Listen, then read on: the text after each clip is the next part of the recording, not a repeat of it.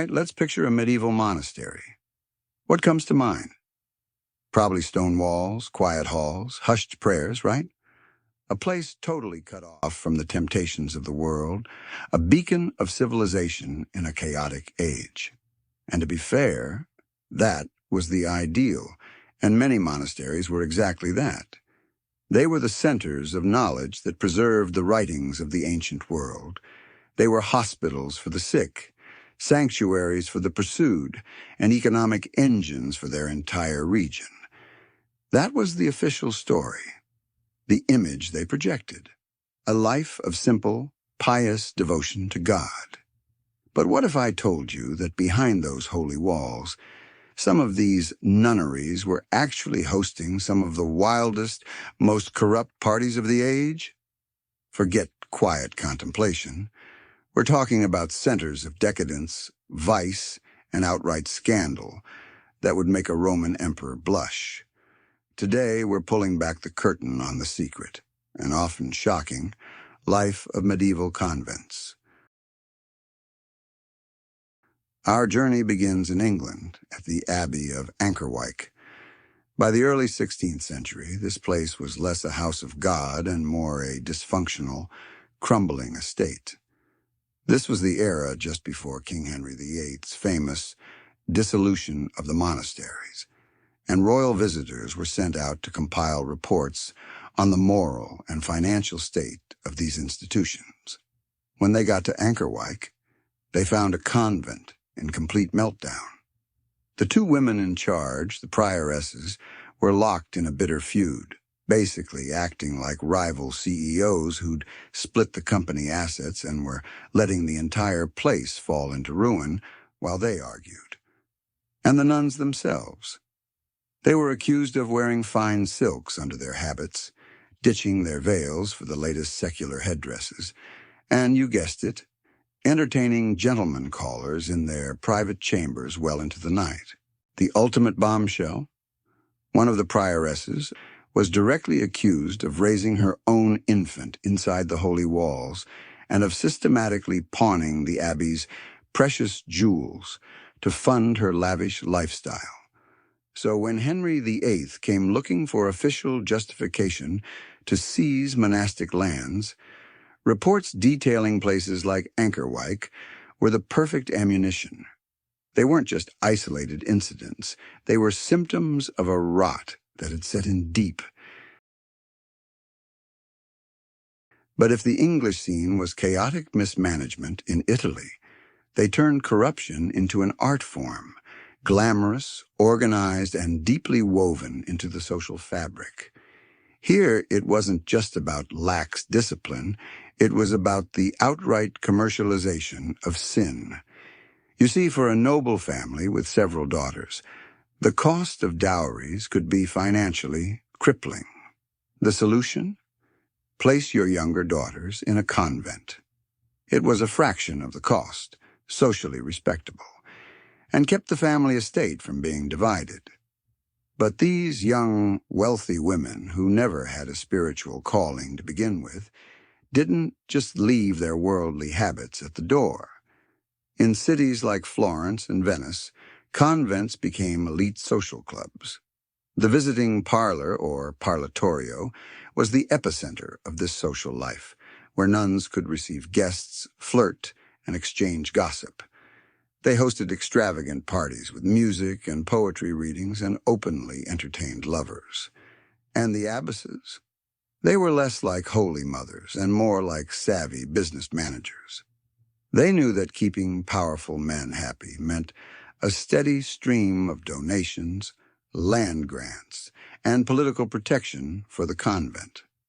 So they facilitated these relationships, ensuring their most charming sisters were always available for companionship. The whole idea of a forbidden romance with a nun became the ultimate fantasy for the aristocracy, and many convents were happy to sell the ticket. And not to be outdone, Spain took this model and added its own unique flair. Over there, the clientele gave the convents unofficial nicknames based on their specialties. You'd have places known as the House of the Little Dolls or the Abbey of the Repentant Sinners. Basically, a medieval Yelp review system for sinful convents. And did they take attempts at reform lying down? Absolutely not. Because these nuns were often the daughters of powerful local nobles, they felt untouchable. When one bishop ordered an inspection of a notoriously rowdy convent, the nuns reportedly barricaded the doors and refused to let him in, an act of open defiance, a statement that the daughters of the elite considered themselves above mere church law. Okay, so we've seen greed and glamour. But when we move to the German territories, the story takes a much, much darker turn. The response to these transgressions was often brutal. When rules were broken here, the punishments could be something out of a horror story. The legend of an abbess being immured, literally sealed into a wall while still alive, for allowing her convent to become a brothel, served as a terrifying warning precisely because the problem was so widespread. Church inspectors were constantly on the lookout, and sometimes they found damning physical evidence. At one Swabian convent, they discovered, wait for it, a secret tunnel connecting the nunnery directly to a nearby monastery. I'll let you imagine what that was used for. It was a literal hidden highway for sin. This leads to a pretty smart, if cynical, solution from the Swiss in Basel. They essentially gave up on the moral crusade and decided to make sinning a financial problem. The city council passed a law. Any man caught inside a convent's walls without official business had to pay a massive fine. They figured if they couldn't stop the behavior, they could at least make it prohibitively expensive. It was a simple, pragmatic sin tax. But all of it, pales in comparison to what was happening in France. Here things went from discreet affairs to public spectacles. We're talking full-blown, wine-soaked orgies that the church itself condemned in official documents as insane festivals and phallic worship. And the most jaw-dropping, most cynical story of all comes from 14th century Avignon. Now remember, this was the time of the Avignon papacy, when the Pope lived in France. The city was overflowing with money, power, and temptation. In this environment, the government had a prostitution problem. Their solution? They rounded up all the city's prostitutes and forced them into a convent. The official line was rehabilitation. The reality? It was a state-run brothel with the Queen's seal of approval. The prioress acted as the madam. The women were effectively slaves with no freedom and no pay, and the clients were chosen by the leadership. This wasn't just corruption born of laxity. This was exploitation perfected into a system, cynically cloaked in the language of piety and redemption. So what stopped all this? A great moral awakening?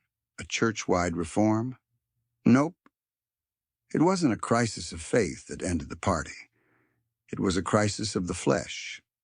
The great age of monastic licentiousness was brought to a close by the terrifying arrival of a new disease.